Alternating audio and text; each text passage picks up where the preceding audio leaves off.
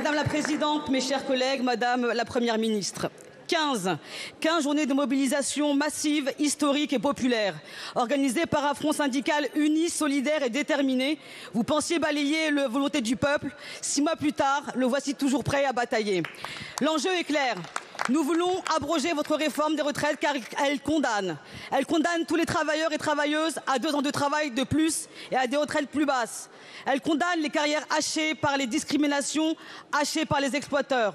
Elle condamne davantage les femmes, les personnes LGBTI, les personnes en situation de handicap. Elle condamne les travailleurs étrangers et toutes les victimes de racisme.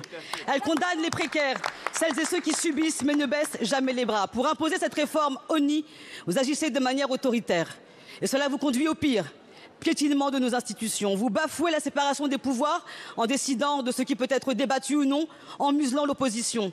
Vous remettez en cause le droit d'amendement des députés, du jamais vu dans l'histoire. Vous vous dites garant de la démocratie, mais qui croyez-vous tromper?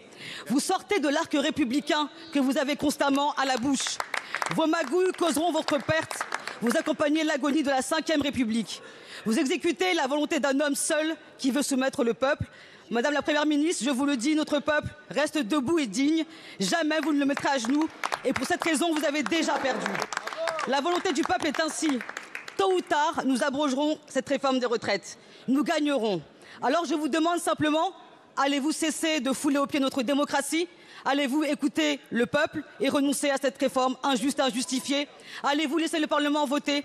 Allez-vous admettre votre défaite morale et politique? La responsabilité, c'est de sauver le système de retraite et c'est cette majorité qui le fait. Monsieur le ministre, je ne m'attendais à rien, mais je suis quand même déçue. Alors, je vais m'adresser à la présidente de l'Assemblée nationale, Madame Braun-Pivet.